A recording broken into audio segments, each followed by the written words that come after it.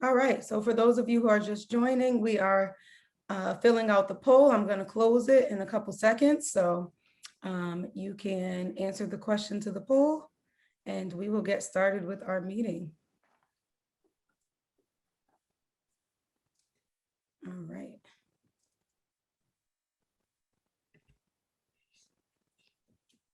All right, so I'm going to share the results, and I'm very happy. It looks like most of you are feeling great, which is awesome. Unfortunately, us as hosts, we couldn't respond, but I'm with you all who are feeling great today. But honestly, all of the, I think sometimes we have a mixture of all of these things. But overall, I am feeling great. I'm excited to be here with you all for our first CRAL meeting. My name is Sharice Miller-Odukwe. I am the Director of Student Activities at CAS-CIAC. I was formerly at Prince Technical High School in Hartford, which is where I had the pleasure of meeting Mr. Weiner. And one of my first missions when I transitioned over to the CIAC was to work with this group. So this group is very near and dear to me. And the CRAL League has done some phenomenal work. Whether you know it or not, for those of you who are new, you are pretty much the leaders of leagues in the state of Connecticut. So we have these meetings and we continue these workshops because we want you to continue to be great leaders and to continue to lead the state. So excited, I'm excited for all the new schools who have joined. Just very excited to be here. So I'll turn it over to my colleague, Henry Rondon, so he can introduce himself. And then we're going to go around and everyone's going to introduce themselves to us. And I noticed some of you, which is so awesome, already changed your name to add your school. So if you can all just change your name, or not change your name, but just add your school to your name, that would be great. Even though I'm going to ask you to tell us what school anyways when we go around, but it would be nice to see. So I'll turn it over to Henry. Good morning, everyone, and happy to see everyone here today. Again, I work here at CAC on both sides of the aisle, if you could say. I work with student activities and the different boards that we have and leadership programs that we have there. And then for the sports side, I am what we call the sports liaison, which means that I oversee the sports of cross country, indoor track, outdoor track, baseball, softball, and ice hockey for CIAC. So it's great to see a lot of you. At the end of our session, or as we get to the end of our meeting this morning, I am going to give just a quick update on what's going on in sports, which again, for the most part, is going very well in the state of Connecticut this fall. And then number two, I'm going to get into a little bit of a session in terms of those of you who are looking to play in college or are thinking about playing in college. We're going to do basically a part one of a two-part seminar on what is it that you should be doing in terms of playing in college. And it's going to be a little more interactive. So what I'm going to ask of you is that if you're whatever device you're on, as I am giving the presentation, you're gonna open a second tab, and I want you to think about, in the particular sport that you're in, a college that you might want to play for. So you will see that when we get into the presentation, that I want you to start to look at how would you determine what would be an appropriate college for you, and what should you look for in the college that is going to help you really to discern through the process of, what school is a good fit for me if I want to play. And what I'm going to do right now is going to put in the chat kind of the checklist that I use so that you'll have it. But again, towards the end of the presentation and the meeting, we'll get into that. But I just want you to have it now, and just have in mind that we're going to make that a little more interactive for you so that you have an idea of what you're looking for. So we're looking forward to that. And go ahead, Mr. Wayne. Good morning, everybody. Appreciate you joining us. So my name is John Weiner. I'm the athletic director of CREC Magnet Schools.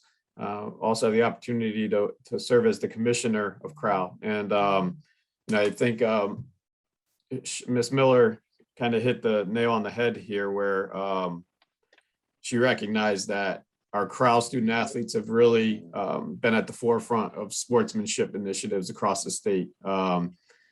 She and Mr. Rondon, they give their time to help run these meetings, and they don't do that for any other league in the state. They're working directly with CRAL, and we're very fortunate to have them. And we're fortunate to have you guys on this committee. A lot of stuff that you guys have done or continue to do through CRAL have come directly from this committee. The sportsmanship bands, the officials appreciation bands, a lot of the community service efforts and ideas, those came directly from students from this board. So definitely excited to have you all.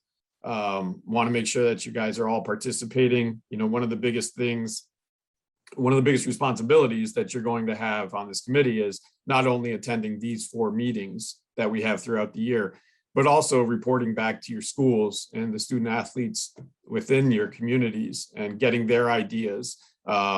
Because again, you guys are basically serving as liaisons for your student athletes that are back at your school. So again, we appreciate appreciate having you here and look forward to working with you this year. Thank you, Mr. Weiner. Okay, so we will just go around and if you could just introduce yourselves and tell us what sports you play and what school you go to, even though we can see it, but if you can just introduce yourselves, what sports, grade, and school. And we will start with, excuse me if I mispronounce names, just correct me. Jermaine Cardona. It's Jasmine Cardona. Okay. I'm in 11th grade. I go to Kinsella High School and I play volleyball and basketball. Awesome. Thank you. Sorry about that, Jasmine. Ariana. My name is Ariana Hussein. I'm a junior and I play softball and volleyball and I go to MLC. All right. Violet. My name is Violet. I go to Parish Hill. I'm a senior. I run cross country, indoor track, and outdoor track. All right. Thank you. Sailik. My name is Kylie Zamoff. I'm a senior. I go to Parish Hill and I play soccer. All right. Thank you. Lexi. Hi, my name is Lexi. I go to Parish Hill and I play soccer, basketball, and I do track. All right. Thank you. Ethan. I'm a junior. My name is Ethan Jefferson. I play soccer, basketball, and I run track. All right. Thank you, Ethan. Jose. I'm a junior. I go to Kinsella and I play soccer. All right. Thank you. Alex. Hi, my name is Alex Grice. I go to MLC and I play basketball and football. All right. Thank you. Zulady. Hi, I'm Zulady. I'm a junior and I go to Civic Leadership High School and I play volleyball and softball. All right. Thank you. Naira. Hi, my name is Nayara. I'm a junior and I play softball. I go to Innovation. Thank you. Gionada. My name is Gio. I'm from Classical. I play soccer and basketball. All right, thank you. Alice. My name is Alice Beadway. I'm a senior innovation and I play soccer and softball. Nathan.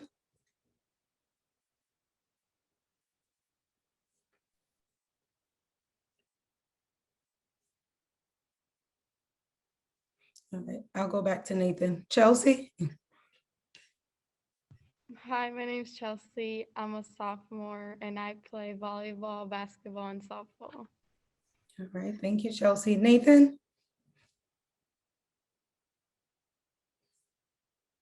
All right, we'll come back.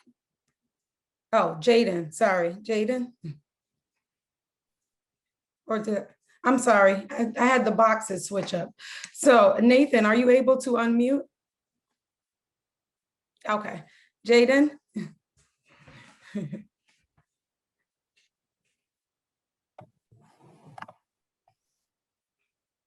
Okay, Nicole? Hi, my name is Nicole Charato. I go to High School. I'm a senior, and I play volleyball and softball. All right, thank you, Nicole. For those of you who can't unmute, if you could just put your sports in the chat so everyone can get to know you. Julian? Hi, my name is Julian Rodriguez. I attend Innovation. I'm a sophomore and I play baseball and soccer. All right, thank you, Julian. Isaiah? Hi, my name is Isaiah Waring. I'm a junior. I go to Classical Magnet and I play basketball and soccer. All right, thank you. Joshua? Hi, I'm Joshua. I'm a junior at Civic Leadership High School, and I run cross country, lacrosse, and I snowboard. All right, thank you, Joshua. Darius?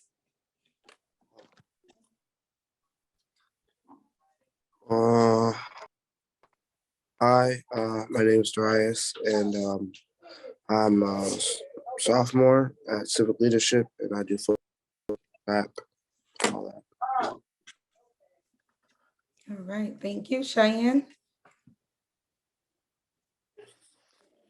Good morning. I'm not a student. I'm just the athletic faculty manager at MLC. Okay. Thanks for being here, Cheyenne. No problem.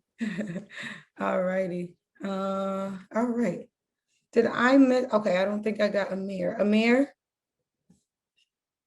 Hi, I'm Amir. I'm a sophomore. I go to Innovation and I play basketball. All right, thank you. Sequoia? Hi, my name is Sequoia. I'm a sophomore. I go to Classical and I play basketball, soccer, and softball. All right, thank you, Sequoia. Elijah? I might have. Hi, my name is Elijah. I'm a senior at MLC and I play soccer and indoor and outdoor track. All right, thank you, Elijah. And Justin? Hi, my name is Justin, and I'm a senior at Aerospace, and I play basketball and soccer. All right, thank you all. So nice to get to know you all. And you'll get to know each other a little more when we go into our breakout session later. But right now we have the honor and pleasure of having the Director of Diversity and Inclusion for CRAL Schools, Ms. Elsie Gonzalez here. So please join me in welcoming Mrs. Gonzalez. Thank you so much, Ms. Miller. Hi, everybody. I am Elsie, and I am so honored to be here with you today.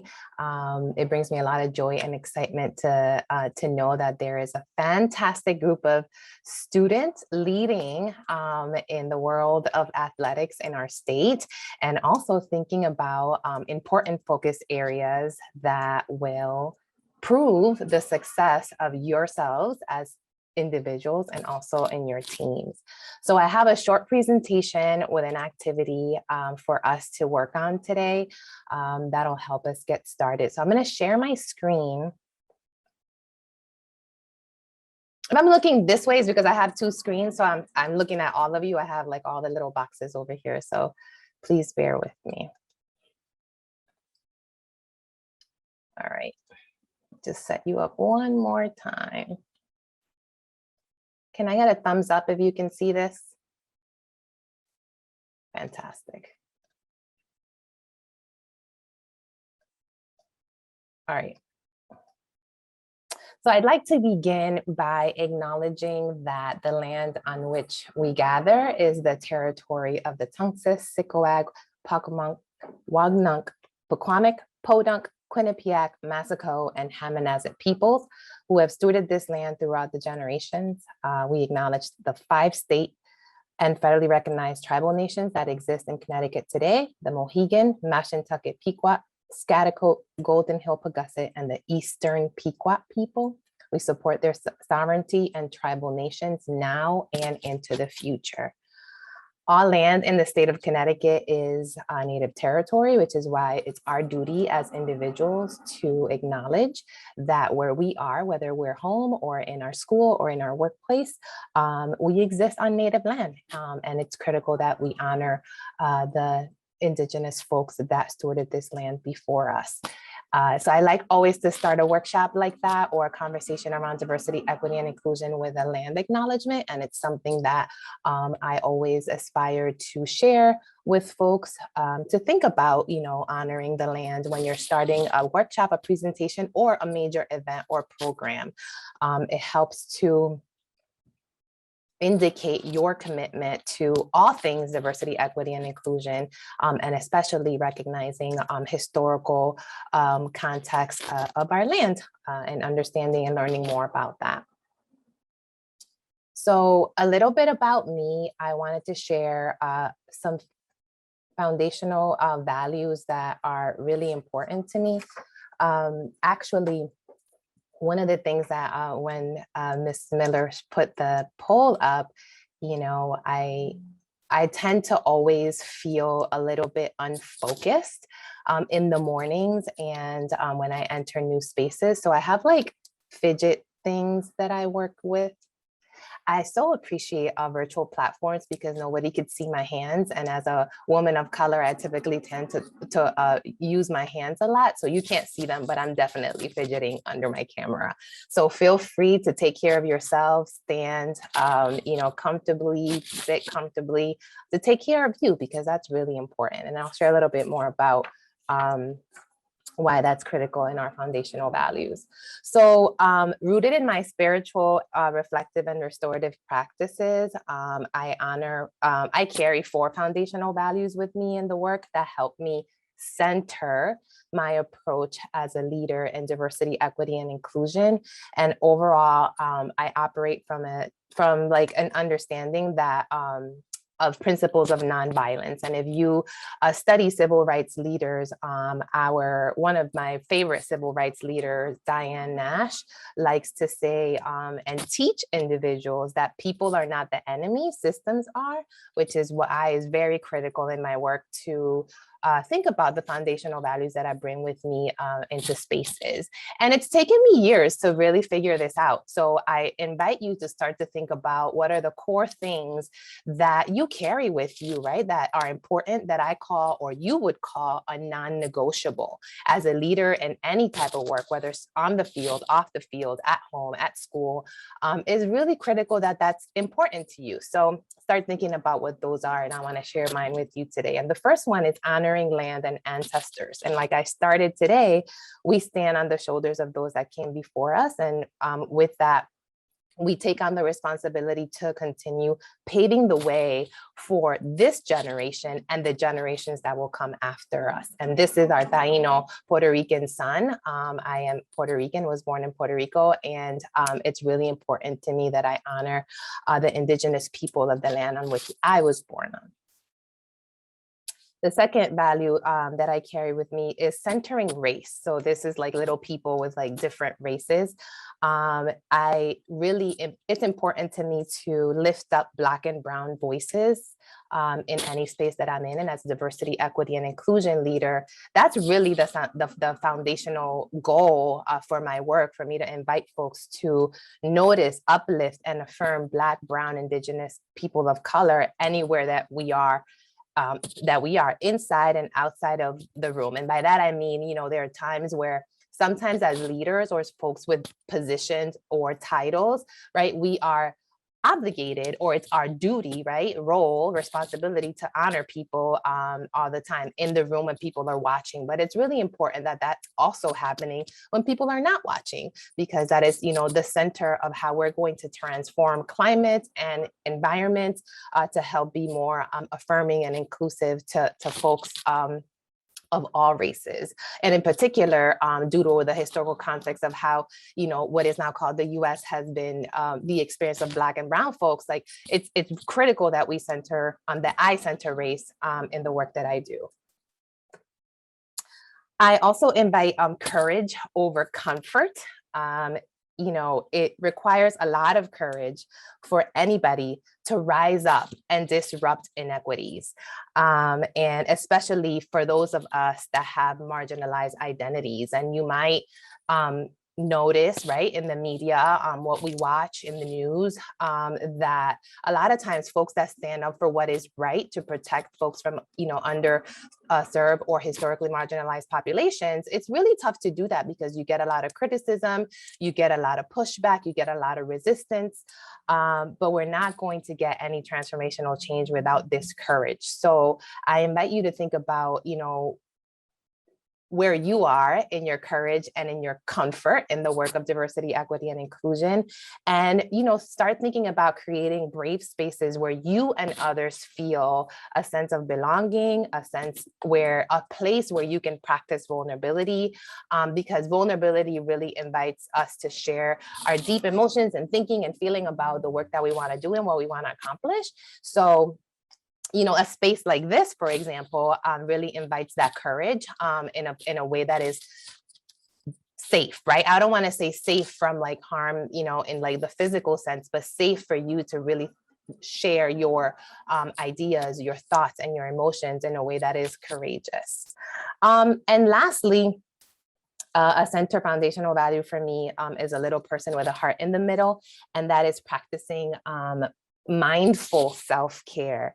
And mindful self-care is really what I like to say, it's self-love, self-worth, and self-preservation. And in the words of Audre Lorde, if you know Audre Lorde, she says, quote, "Caring for yourself is not self-indulgence, it's self-preservation, and that is an act of political warfare." So it's really important that you take care of you and that you hone in on what it means to take care of your body. And what that means is your physical body, right? As athletes, you're constantly, right, working out, doing exercises to take care of yourself and to ensure that you're practicing on the field and that you're excelling in that space, but also take care of your heart and also your mind, right? It's creating spaces or thinking about how to do that. For me, that's like journaling or taking a walk or really like sitting silently in a sunny corner in my room or outside when it's beautiful outside, planting my bare feet to the ground, right? To just feel the earth and connect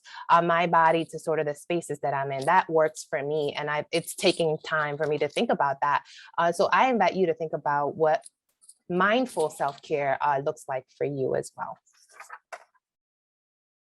So Mrs. Miller shared with me that 3 focus areas of this league is sportsmanship, community service, diversity, equity, and inclusion in our schools. And today I just want to talk a little bit about that. DEI has existed for a while, and it's really in the past year has grown with more urgency for all members that touch schools, school districts, to think really critically about what this means. It invites all voices to the table and is really encouraging for me to see students at the table to hear their voices, because I believe that we're going to transform our school climates because of you, because of your demand and because of your voices. Prior to coming to CRAC, I worked at the University of Connecticut as in their diversity and inclusion office. And I have to tell you that we were not able to do anything without the demand and the student voice and that urgency of their ask. So that comes with a lot of power and responsibility. So I highly encourage you to always stay connected in groups like this, connected to leaders like Mrs. Miller, like Mr. Weiner, like Mr. Gordon, so that you can stay connected to the spaces where could change policies and change what needs to be changed in order for you all or all communities to thrive, okay? So I shared with Ms. Miller that, the activity that I wanted to bring with us today, for us today, is an identity activity. And the reason I wanted to start with identity is because it really starts with us. And identity is complicated. We contain like multitudes of identities that are constantly changing and integrating with each other. And that integration really influences how we are, who we are as individuals, and how we interact with others and other friends and other peers that we're with. And on the screen, I'm showing you an iceberg. And I like to sort of, think about an iceberg as an example of who we are as a person. So it's kind of like, what you see above the waterline, right, is what's in awareness to us, what we can see with our eyes, if we are able to see, and it's really things that we have been socialized to see about people, their race, their nationality, their gender, their age, maybe, their clothing style, sort of what era they're from, what they look like, and their physical ability. Those things we can see, and that's above the waterline. But what's primarily outside of our awareness, what we don't know, right, is really below that waterline. And if you know anything about icebergs, you know that the tip of the iceberg is above the waterline and the mass of the iceberg, right, is underneath that waterline. And if you sort of think about that as a human being, like, it's relatively true, right? That underneath what you see physically, it's kind of like don't judge a book by its cover, is really the mass of identities, of core values, of beliefs that we have as people. So notions of beauty, religion, beliefs, like who we are, our identities, our conception of selves, whether we have high self-esteem, low self-esteem, what languages do we speak, right? When you look at me, you might think, oh, maybe she speaks Spanish, her last name is Gonzalez, but that's not necessarily true, right? I can have a last name of Gonzalez and not speak Spanish at all. It turns out that I do, but you don't know that until we sort of start to investigate, get to know each other, and build those identities, or unless I tell you those things, right? So it's really critical to think about that when you are working in groups like this and working to transform spaces, right? That underneath there is a waterline. There's more that we can see with more than we can see with our eyes. So think about what is outside. The question you should be thinking about consistently is, what is outside my awareness right now in this particular time? I'm judging it by 1, 2, 3, 4, 5 that I can see and that I know that I can pretty much be certain about. But what is it that I'm missing? What is my blind spot? Who's not at this table? Whose voices are we missing? So I encourage you to think those, that thoroughly when you're working together to transform spaces. All right, so with that, I'm done talking with sort of the lecture part, and I want us to work on an activity. And I like calling this activity my identity map activity. And essentially, similar to the identities that I kind of mentioned in the iceberg, I like to think that there are 7 identities that we think about constantly. There are definitely more, believe me, and you probably will list a lot more. But these super 7 ones are race, ethnicity, gender identity, your ability, like physical mobile ability. SES is like socioeconomic status. Religion, and your sexual orientation. These are things that for me as a diversity leader are constantly top of mind when we think about data, race demographics, how we're providing support and services, resources for particular individuals, for sense of belonging and for sense of inclusive climates, okay? So what I'm gonna ask you to do is take out a piece of paper, or even if you have your phone, if you don't have paper, you're paperless, more power to you. The indigenous people will love you forever for protecting our climate. So if you don't have a piece of paper, feel free to use your iPad or your phone, whatever, to just write down your 7 identities, these super 7. So in a way, if you have a piece of paper, you can fold it in half, and on one side, write down 1 through 7, your race, ethnicity, gender identity, ability, SES, religion, sexual orientation. And if they're unknown to you, they're unknown to you. You're like, I don't know, that's okay. Once you're done with listing that, right, draw a circle or think about these identities in a circle and apply a percentage to each of these. So I'm going to show you mine quickly, okay, so that you can see. So divide up the circle into an imaginary slice of pie. I like to think it's a pizza pie, but my technology skills, I couldn't make this look like a pizza. So, but you can divide up the circle into those different things. So my top 7, I actually added 2 more because when I started to think about my identities, there were 2 other additional things that were really important to me that I cannot leave on the table, and they're non-negotiable for me. First one is I'm mixed race. I told you all I am from Puerto Rico, and in Puerto Rico, there are 3 races, you know, European, Black, and Indigenous culture. So initially, like the way that we collect race in this country, I am mixed race. My ethnicity is Puerto Rican. I am a cis woman, which means cis means my gender, my sex at birth matches my gender identity. I am also a mother. I am married. I am temporarily able-bodied. And I say temporarily because at any given moment that could be taken away from me in many different, you know, circumstances. I am a Christian, I'm middle class, and I am straight. And the way that I listed these are technically in the order that I assigned a percentage to my pie, pizza pie. And you know, the top 5 really got the most percentages for me because those are the things that is constant to me, top of mind to me is who I am as a person. And then the others, right, I don't really think about that much. I don't really think about my sexual orientation very much because I am privileged in the fact that I am married and that I am straight. And that's not something that, you know, like this world was made for straight Christian people. So that is a privilege on my identity. So I'm going to give you some time to do your, to work on your little pie.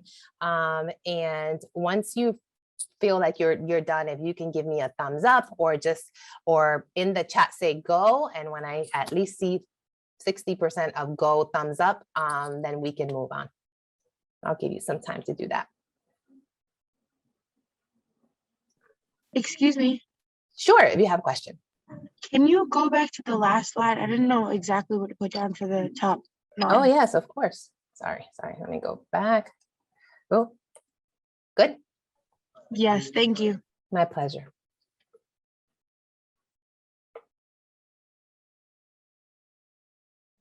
Names are super important, Dionaida. That is one of the things that I always coach on and teach on. I agree with you.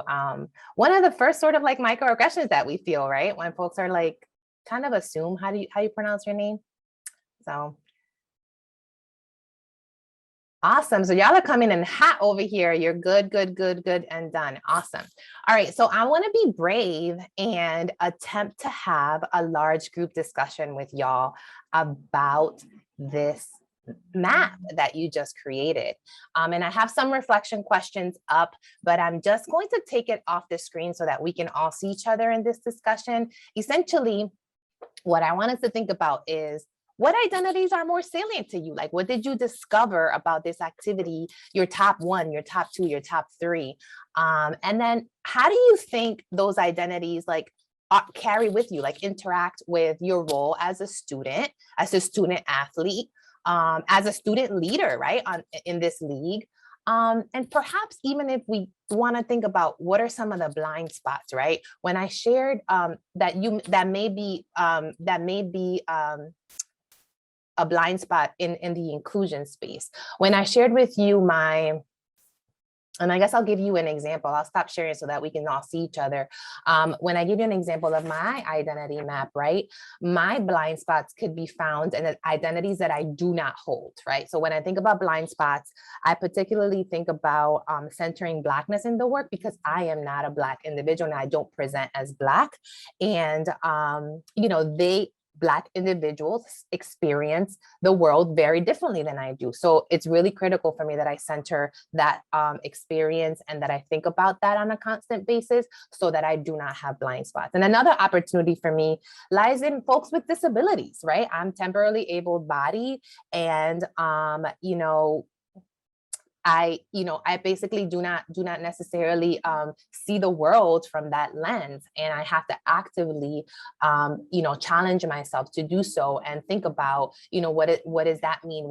How can I create spaces that are inclusive and accommodating and allow folks with disabilities to also thrive?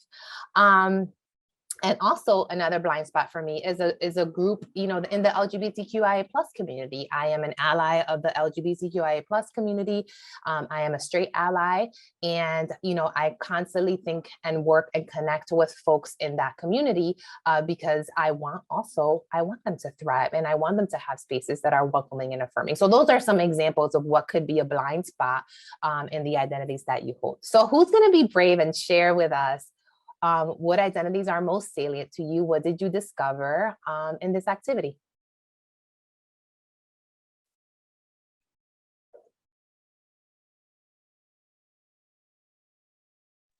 Hey, Nicole, and then Gionaida. For me, I guess some parts that I've witnessed is that I'm mixed, obviously Puerto Rican and Black, so I deal with both struggles of that. And some parts I'm an ally. And I guess this might be a little random, but a blind spot I've witnessed is I'm not Caucasian, so I don't see the world from that perspective of having the privilege of that, especially as a woman and an athlete. Thank you. That was very brave of you to be and courageous to share first. And yes, that's a really good blind spot to think about, and perhaps a topic of discussion in future DEI conversations for you all as athletes in this group, right? What, you know, how is whiteness centered in the work, and how do we work to include Black, Brown, Indigenous folks of color, right? Into this and centering those experiences as well. Thank you, Nicole. Jonaida? Okay, well, what I put is that I'm also Puerto Rican, so I was born in Puerto Rico. So I think that has a big impact on me, and I'm also a female, because then that means I'm bilingual and I have like the ability to, you know, connect to other people in certain levels. So if someone speaks Spanish, I connect to that level. And if someone wants to try to learn Spanish, I can connect to them in that level.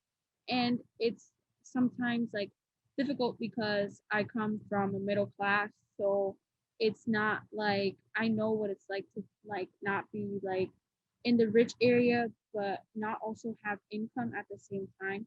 So I think that reflects on me and how I do in school and how I am with people, because I think it makes me mature and it just helps me connect to other people in a really good way. Thank you. Those connections are critical. I think that without you sharing, right? Like we wouldn't know those things about you by just looking at you and seeing that tip of the iceberg of who you are as a leader, as a student, as a bilingual scholar, which is fantastic. Few other voices are welcome to the table or to the Zoom room. I know Ariana volunteered in the chat. Oh, great. Thank you for catching that, Ms. Miller. Go ahead. So would you like me to read my 9? Whatever you'd like to share. Okay, for my religion, I put down Muslim. My father is Muslim, and when my parents got married, me and my younger brother became Muslim. And I value that a lot because I know Muslim and the religion is seen as like a lot of stereotypes are made by it and about it constantly all the time about like terrorism and stuff like that. So that's something I value a lot because that's not who we are. And also being Black, I support Black Lives Matter. Obviously, I'm African American, and we deal with those certain problems every day in our lives. And yeah, that's it. Thank you for sharing. While folks are sharing, I also want to invite you to affirm their identities. And by that is, you can react, clap, thumbs up, send hearts. In the Zoom screen, I think it's important that if you are connecting or you have interconnecting identities or intersecting identities with someone else, that's really critical, right? Because more than ever, I think we're, as human beings, we sort of need the connection of other people. And although we're learning to sort of be individuals. I think the collectivist approach of community and building that strength is really important. So I invite you to do that as folks are sharing. I'll take a couple other voices. I'm going to challenge some of our young men who identify as males to sort of share their some voices.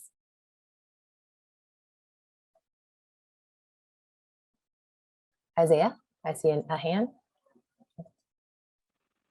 So me being a Jamaican and Puerto Rican, I can understand the struggle of being a Black man in America, but also understand the benefits of relating to lots of different people at the same time.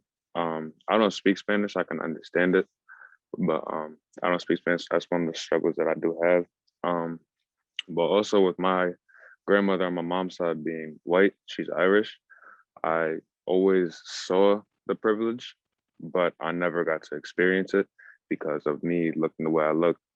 And so I always saw the privilege, but me also coming from a middle class family, I never understood like the rich aspect, but also, like Janita said, having an income coming in, and just relating to people in that realm. I think that's kind of like what makes up me. Thank you, Isaiah. Other voices? I have time for maybe a few more. I'll take 2 more.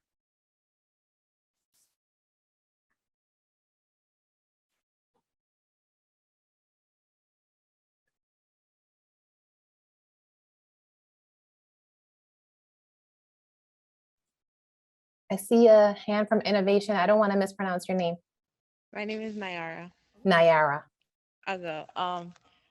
I come from a very mixed family. I have some white family members, Black, Asian, and Hispanic family members. So I kind of got the privilege to experience all the aspects of life. And I'm also middle class. I am African American, so I support Black Lives Matter. And growing up, I seen my grandmother on my mom's side. She was an immigrant, and her father is white, and they used to make fun of her and her family because they couldn't understand English. So I heavily understand the struggle to not really fitting in, I guess, to America's society. Thank you. 1 more. I'll go if you don't mind.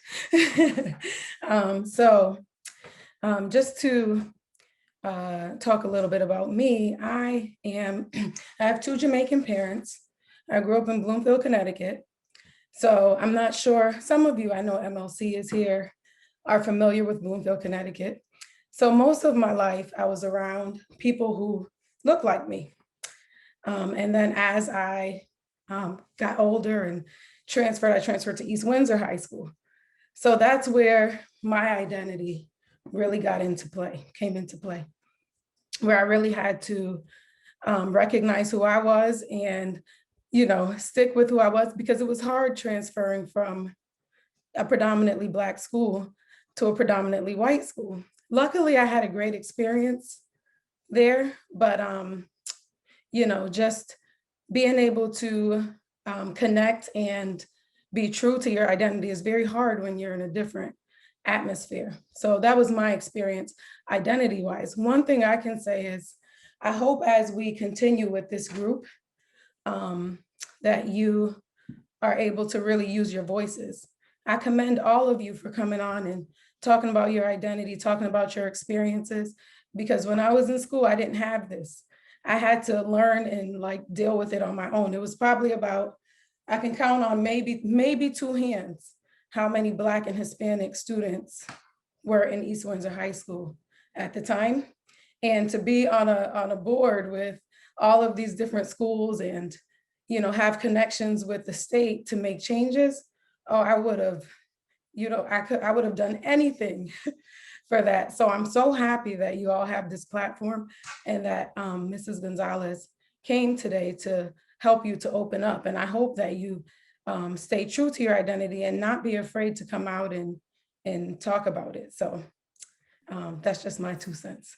Thank you so much, Ms. Miller, for sharing that, because that's how I wanted us to sort of, close our activity for today, is honestly having this space. I share your sentiment about like not having a space like this when I was in school and growing up, and having to have done that, through after kind of like being an adult through college and later in life, having to really think about who I am as a person and having activities like this. I feel like I needed to do this sooner, and I wish somebody was there for me to like help guide me through that process. So I just want to like offer myself up, to you all as a person that can help you with that journey, and in that journey with questions, with anything you're thinking about that, that can help guide or help support and affirm who you are as a person. This activity, I tell folks, save it, like put it in like, your journal or a binder for self, like create a little binder for yourself, put it somewhere in your room that nobody sees it. And, every now and then redo this activity, because I tell you, if I'd done this activity 5 years ago, it would look different. Like my top 5 would look different. If I had done it 10 years ago, 15 years ago, that would look different, right? And it also helps inform those foundational values, like the ones that I started with, that I shared with you. It helps inform for you, what does that mean? What is centered to you? What is important to you? What is a non-negotiable for you? What would you leave that field for, right? What would you walk out of the classroom for? Like those are the issues, the foundational, salient things that you care about, that drive you, that really connect your passion, energy, and dedication. So I encourage you to continue working with this activity. It's going to change over time. I'm here to support you and support you in the journey, but the journey of diversity, equity, and inclusion starts with you, and you sharing that information, like sharing your story, asking questions, and continuing to reflect on that journey. So with that, I will leave you, and I thank you for your engagement, your time, your attention, and also your courage for those of you that shared. Thank you very much, Mrs. Gonzalez. We appreciate having you. You have an open invitation, so please come back anytime. Thank you very much. All righty, so we are going to move along. I will, and after, let's see where we are. Yes, before we go into breakout sessions, I'll give you a quick break to, just take a breath, use the bathroom, whatever you need to do for about 5 minutes. But I wanted to quickly talk to you about a couple of our statewide advisory boards. We have a student athletic advisory board that meets 3 to 4 times a year. And it's sort of set up the way this group is. And we meet and we do the same sort of things: positive sportsmanship, community service, and just trying to figure out ways to keep sports positive in the state of Connecticut as a student athlete. So I'm not sure yet who is on that board. Do they know yet, Mr. Weiner, if they are on the Student Athletic Advisory Board? Or yes, they should. I believe, I don't know if anybody in this group is. I think there's somebody not in this group that's on that from our league. Okay. All right. So usually there's at least, hopefully we'll have one person who is in this group who serves on our Student Athletic Advisory Board, and that would be your liaison. So any issues, concerns that come up here when it comes to sports or anything else, activities, whatever it may be, that liaison will bring it back to the statewide board to be addressed or looked into. We also have a Student Equity Advisory Board. I'm not sure if we have any members on here as yet, but you'll also have hopefully a member on the Student Equity Advisory Board who will be your liaison from this group to the statewide board. So when we start to think of, like Mrs. Gonzalez just went through, identity and trying to find ways to promote equity within our schools and to welcome equity and inclusion, that's something that we are going to be working on our Student Equity Advisory Board.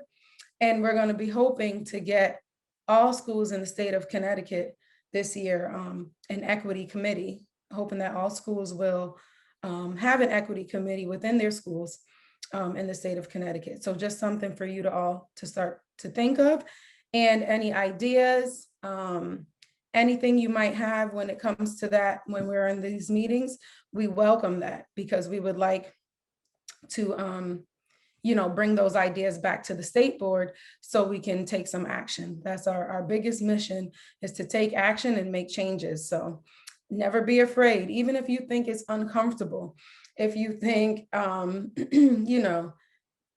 what your ideas are might not be popular, that's okay. That's what we're here for. That's what this board is here for, whether it comes to equity in education or athletics. That's why you are selected to be on this board, so you can use your voices. All right. Mr. Rondon, did I miss anything? Okay. All right. Okay, so every year we come up with some sort of community service action plan and a sportsmanship action plan for your league. So I would like for you as a group, actually, as I'm going to break you out into different groups, I'd like for you to first get to know each other. I'm going to try to make sure that I get different schools in the groups. So if you see you're in one group and I take you out and put you in another, I just want everyone to kind of get to know each other, and just to talk about a couple things, and I'll put it in the chat after, but if you could just talk about some of the community service that you're doing already in your schools or in your communities, and some that you think might be nice to do on a statewide level, or within your league community service. Also for sportsmanship, when we think of positive sportsmanship in our state when it comes to sports, what are some things that you can do as student athletes to provide a positive sportsmanship atmosphere in your school, or when you are leaving and going to different schools? What are some things that you've witnessed that made you feel like you were accepted and welcomed when you went to other schools? So those are some of the things I want you to think about when you go into your breakout session. Community service we'll start with, and then we'll think of some sportsmanship action plans. I think I have a question here, hold on. Okay, so I will give you a quick 5-minute break. Right now is 9:59, so let's come back at 10:05. And when you come back, I will put you in your breakout groups, and then I'll just remind you again of what you should be thinking about in your group, or what you should be talking about. I want to hear talking, because when I stop into the groups, I want to have to interrupt you. I don't want to hear silence. So I'll see you in 5 minutes. Okay, everyone. So I am going to get ready to put you in your breakout rooms. And again, I will throw in the chat what I want you to begin discussing with your groups. So we're going to be talking about community service, what community service you're doing now in your schools and or your district and or your community, and also sportsmanship. What sort of sportsmanship are you doing now within your schools when it comes to sports, and in your community, and what you would like to see within the league? So I'll add that in the chat, but I am going to put you in your breakout groups now. If everybody gets a chance, I put the link to our Google Sheet into the chat. If you can go in there, just make sure your information is correct. Probably the most important piece is your email address, because I am going to be communicating with you guys via email in between meetings. So if you can go into that sheet and just confirm everything looks good, make sure that you check that email consistently, that'd be great. Thank you, Mr. Weiner. And while you all are checking your information and making sure that it's correct, just a couple things. You'll be receiving emails probably through Mr. Weiner from me. Whenever we have any opportunities that come up, again, one of our biggest missions, most important missions, is for students to be able to share their voices.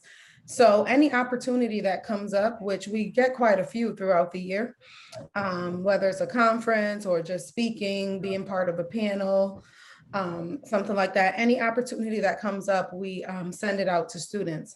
So again, part of the privilege of being a part of this board is you get those opportunities, and I encourage you to take advantage of those opportunities, because whether you know it or not, there's so many educators and stakeholders out there who really want to hear your honest feedback on your experiences in school, whether it's academics, athletics. So please, when we send those out, take advantage. I know we did something a few weeks ago, and I heard from a lot of CRAL students, which I appreciated. So you'll be getting some things. I have a couple things coming up, so some of you might be hearing from me, or we'll be sending out messages to you. Another thing, I talked about the Student Equity Advisory Board. If you are interested, we are accepting a couple more applications. I would like to have at least 2 to 4 people from this board, from this CRAL board, on that equity board. So please reach out to me. I'll put my email in the chat. If you're interested, I'll send you the application, and then you can get that to me as soon as possible. But again, it's very important for us to have the Student Equity Advisory voice from this committee on our board. Also, the Student Athletic Advisory Board, I can probably take about 2 more people. So again, we need that communication between the league and the state. So if you are interested, just email me. Again, I'll put my email in the chat. I just want to piggyback on that. I mean, guys, I can't overemphasize how Mr. Rondon and Ms. Miller give you guys, our league, opportunities that are not as pronounced with other leagues in the state. The Student Equity Advisory Board is really a no-brainer for you guys. It was run last year. I attended it. Tremendous. It makes a difference. So if you have any desire, definitely email Ms. Miller for an application. It's not long. Really, it's just about being committed to attending the meetings and doing some work in between. So if that appeals to you, that'd be great. And then, yeah, I mean, the Student Advisory Board, again, that's statewide, and it's not a lot of kids. So if that, again, is of interest, please send in your applications. We want to get as many kids from our league involved in those opportunities. And but again, just make sure you're committed to attending the meetings, participating, having your camera on, and doing stuff in between. All right, thank you, thank you. And I have to just, Mr. Weiner is very modest. He is one of the people who helped create the Student Equity Advisory Board. So it is very near and dear to all of us, Mr. Rondon, Mr. Weiner, and we really want to see students have a voice in the state of Connecticut.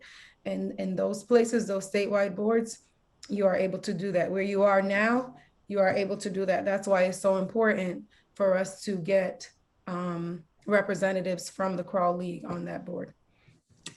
All right, so moving along, I got to speak to some of you in your groups. You all seem like you have great ideas. So let's start with room 1. And I know you probably don't know what room you're in. So that room 1 had Alex, Alice, Amir, Ashanti, Miles in it. So if one of you can just tell us about we'll just talk about what ideas you think would be beneficial for the CRAL League when it comes to sportsmanship and community service. I know something that we discussed in our group was like having 8th graders join like a high school practice with us, like for each sport, so that like maybe they can have a feel of what they'll be transitioning into for the prior high school season, since that's like, you know, a big change for them. So we just thought that like having like a practice or 2 or something like that would just be a good way for them to have a feel of what they would be getting into instead of just like jumping into it and then they just feel really overwhelmed. Very good idea. Henry, you want to touch that one or no? The only thing, it's a great idea. The only thing you would have to know is that they could watch, but they couldn't participate in the practice. So they can only participate in the practice once they get to be a freshman. They're officially a freshman in the school. So just please understand that. Okay, thank you. All right, we will note that. Okay, any ideas for sportsmanship, positive sportsmanship within the league? Things we can do to encourage positive sportsmanship when you have visitors, when you're away.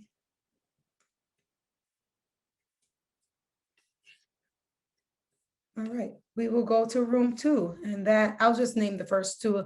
Ariana and Chelsea were in that group. So if anyone wants to speak on behalf of group 2. So one of the ideas we came up with was having a field day and getting parents and families and teachers involved and having like outdoor activities.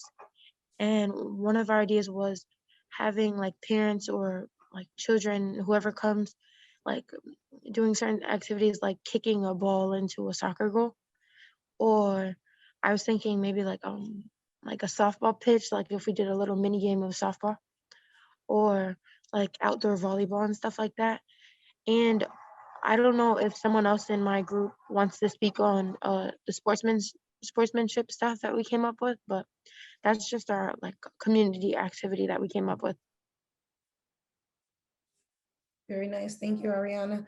Does someone else want to speak to the sportsmanship piece?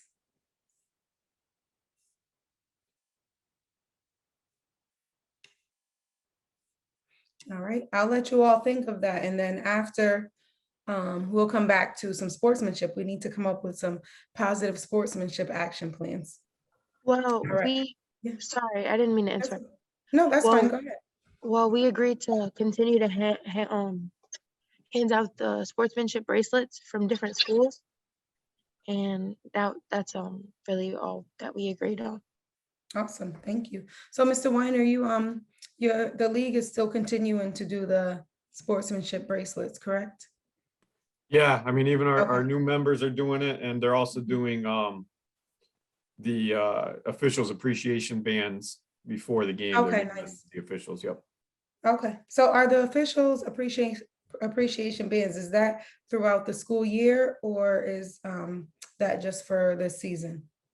No, it's every game. The home team is presenting those. Awesome, very nice. All right, we'll go to group 3, which is Elijah, Isaiah. So for the community service hours, me and my group came up with like going out into the community, whether it's like a specific region or area, and going to clean it up or going to help people who may not know where or how to register, but getting them to register to vote, to participate in their, local government or, stuff like that. That's how we kind of came up with community service hours. Awesome. And as far as like the sportsmanship aspect goes, it would continue to hand out the bracelets, yes, but at the end of the season, recognize like the top sport from every team, and like it basically be like an all conference like so-called like ceremony, and you'd get like a specific shirt or something like that for like the top sport from every single team in that conference. I really like that idea of like an end of the year. I know there's all conference awards, but like to really get everyone together and recognize the top 5 to 10 students throughout the year for exhibiting positive sportsmanship. So Isaiah, thank you for triggering that in my head. I think that's going to be the biggest project for you guys this year. Currently, at the end of each season, the coaches of each sport meet to vote on all league so the all league student athletes, they also vote and rank the teams based on sportsmanship. And then those points accumulate for our team sportsmanship awards. But there's been a lot of feedback that that's not the best way to do it. And I agree. I don't think it's the best way to do it. I don't think, a lot of times it's hard to differentiate the third best team to the fifth best team to the seventh best team. And so I think that's going to be a huge thing that you guys can help us with, is coming up with a system that recognizes team sportsmanship and how we can evaluate that and assess it at the end of each season. And I think maybe I'll create a Google sheet or Google Doc and send that out again to your emails.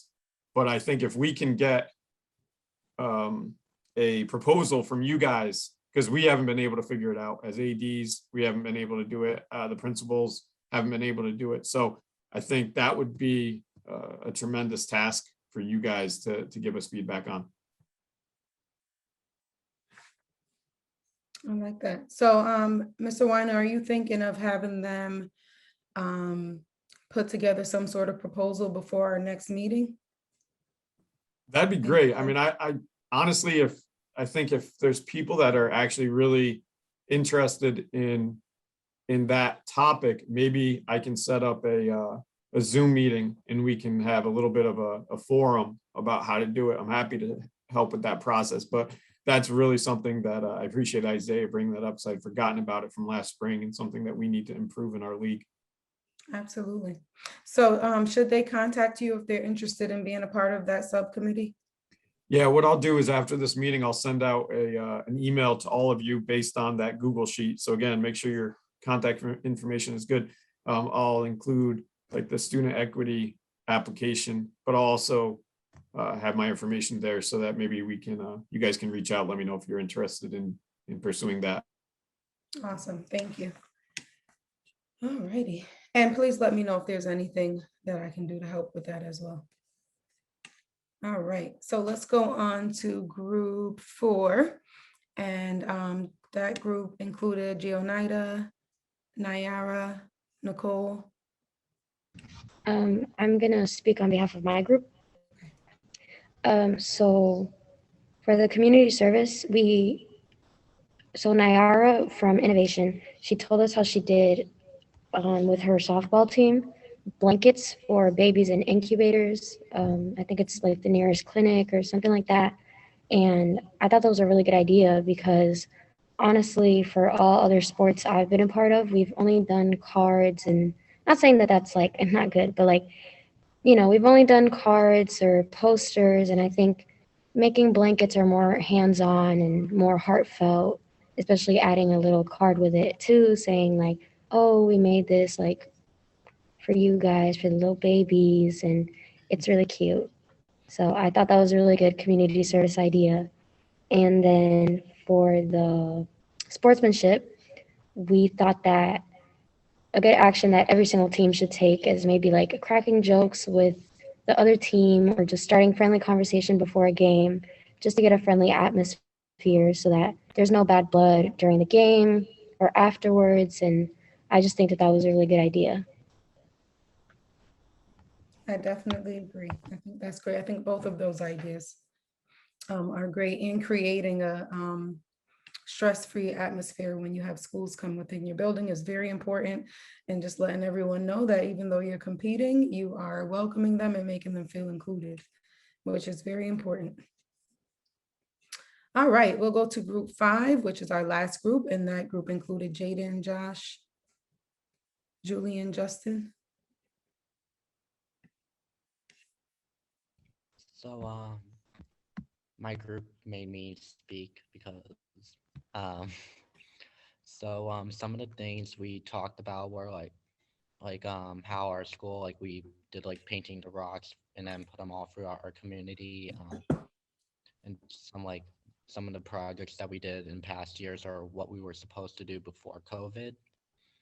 And then we really talked about like our pledge that we do before each game or meet, talking about like how we should really enforce it more, because like Zoo Lady. I heard Zoo Lady talk about like HMTCA or something. Just a lot of like rudeness with other teams throughout our state. So like I think like if we're having like away visitors, like we should really like talk about that pledge that we do, because a lot of people don't take it serious. And yeah.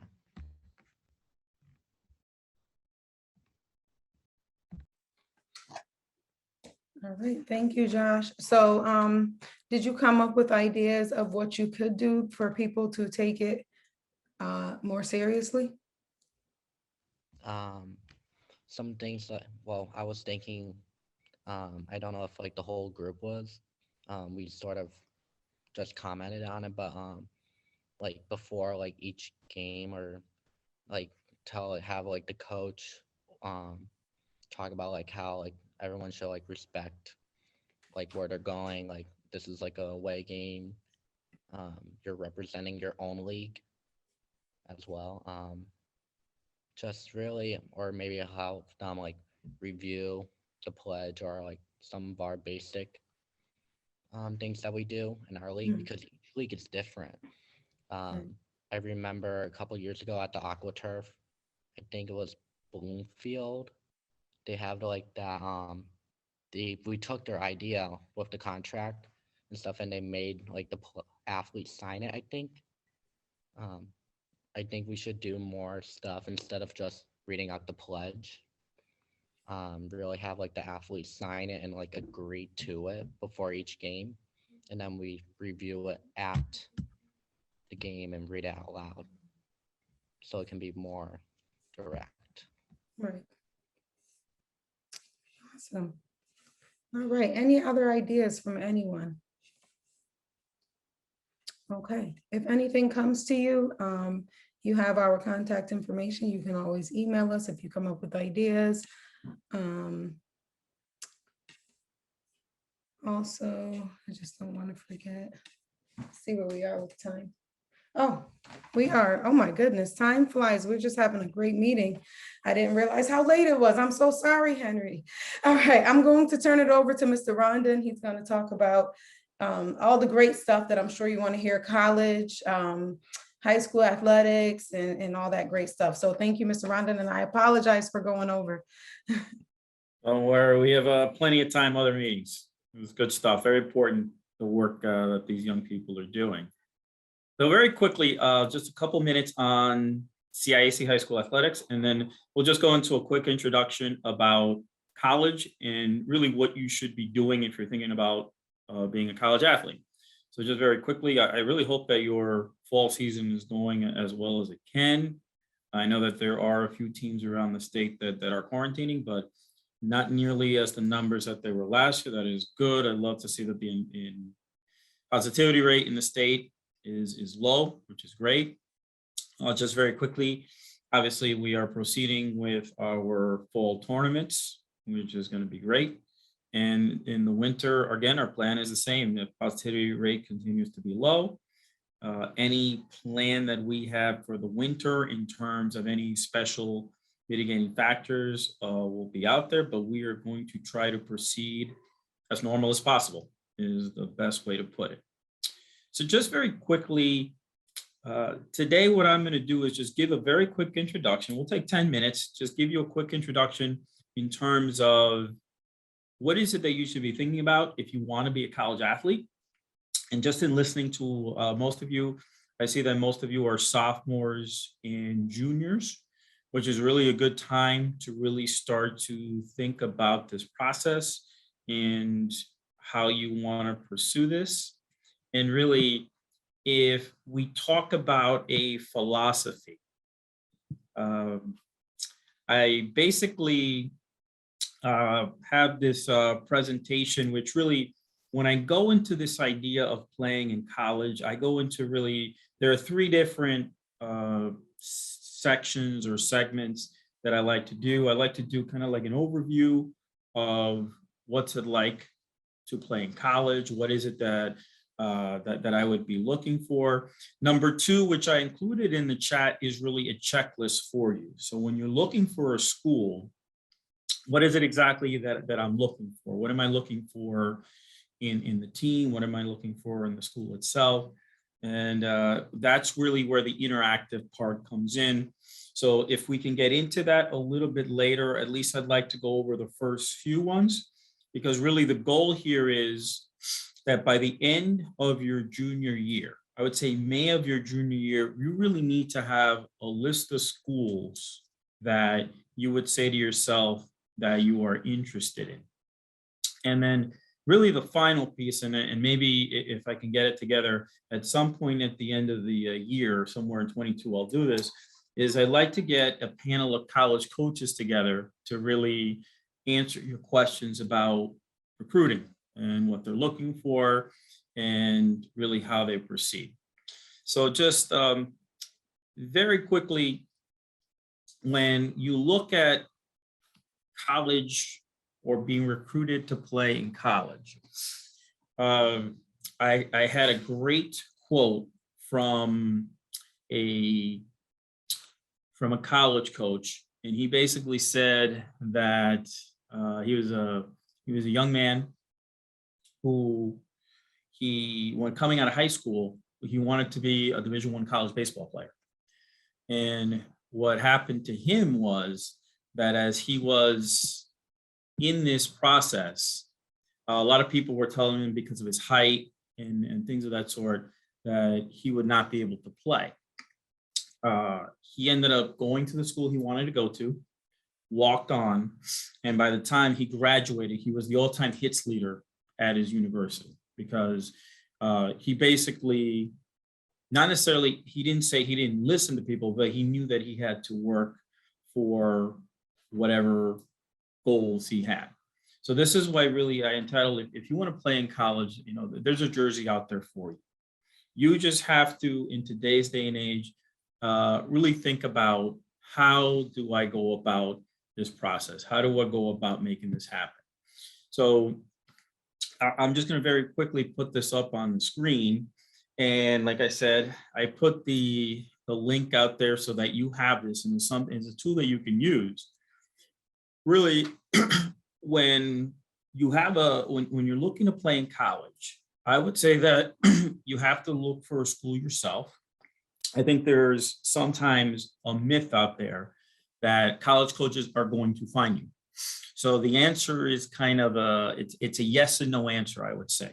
And why do I say that? I say that because even just in New England, so for example, Massachusetts alone has over 40 Division III schools. So all of those coaches are not necessarily going to go out there. For example, if I'm talking about basketball on a Friday night, they might not necessarily get out and go to every high school basketball game. I mean, think about trying to go to every high school basketball game in Massachusetts and Connecticut, New Hampshire, and this is, I'm just talking about New England itself. So this is why in many cases you have to market yourself. You need to think about, what is it that I need to do in order to make myself marketable? All right. So I'm going to go just very quickly to number one, which I think is a good example. And that is that you need to determine what is your talent level. And this one, I think for high school athletes can be very difficult, because basically what I would do if I was let's say if I was a high school junior, which I think is a very important year to start to discern what type of school am I looking for? Do I want to play college athletics? Because there's a lot involved in this process.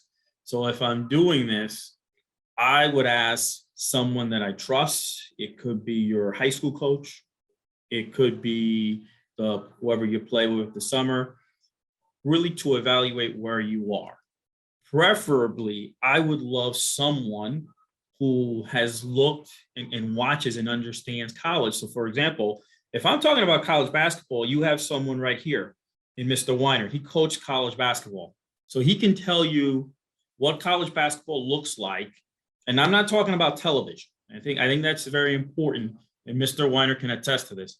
What you see on television doesn't replicate what it looks like live. The speed of the game, I like to call it, is very different when you are watching it on television than when you're watching it live.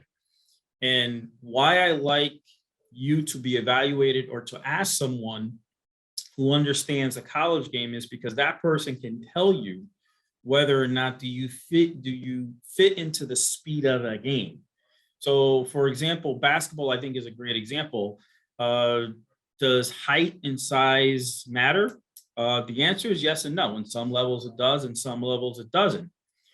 But please understand that what I found out with college basketball is that I didn't understand the physicality of it. I didn't understand how physical it was going to be. So really, you really need to prepare yourself for what that's going to look like when you talk about screens, when people are boxing out, so on and so forth. So this is where number one, and again, next time we'll get a little more into it, is that if you're gonna make a decision as to what schools you're gonna pursue, then you have to kind of identify where you are, and you really need someone to help you. You don't need someone who's going to root you on and say, well, I think you could play at Duke.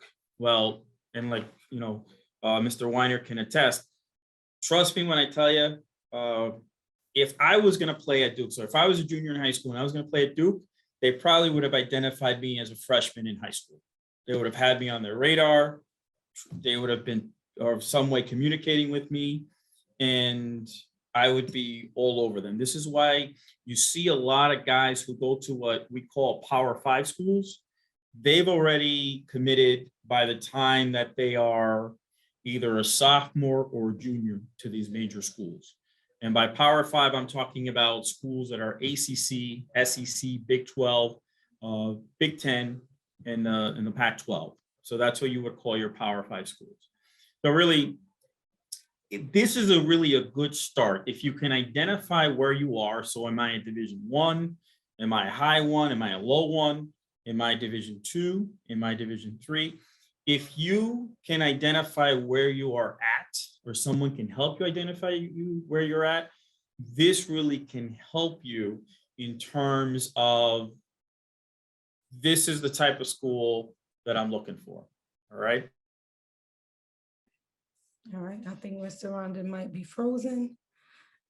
As we wait for him, I know our time is getting ready to run out. Does anyone have any questions, or does anyone want to address any concerns that they may have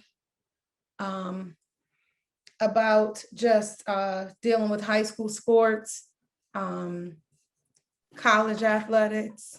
Sorry about that, guys. Okay. Sorry Yeah, about I was that. just asking if they had any questions or Yes. anything in terms of sports, whether it's college or high school, but I'll turn it back over to you. Yep. Sorry about that, guys. I should have been plugged in. So in any case, and when we do this, guys, just if you have any questions on the chat, just at any time, just put them on the chat, and I'll be looking out and answer them. But just very quickly, just to finish the thought, because we only have a minute or two, I think that's always, to me, is always a good start, is when you start thinking about where you're at. Again, your goal, if you are a junior, I would say that you want to have a list of schools by May. And I say by May because a lot of the recruiting obviously happens in the summer.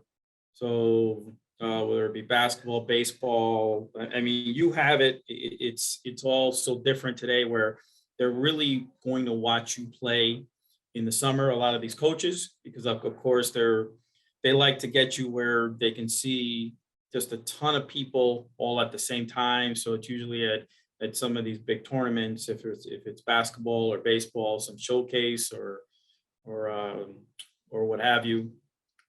But in any case, I would begin with that. Like I said, you have the list. Next time, what we'll do is we'll do a little more interactive. We'll go through the list. I'll give you kind of a sample of how I would start to look at the list, how I would approach it. But again, if it's something that you want to start do, or something that you would need help with, you have my email. I'm more than happy to help you in the process. But just remember very simply, and college coaches are going to tell you this, that the number one goal here is for you to, when you play college athletics, is to get your degree. If playing a college sport enhances that experience, you absolutely should go for it. Absolutely go for it. Okay. Does anybody have any questions I can help you with?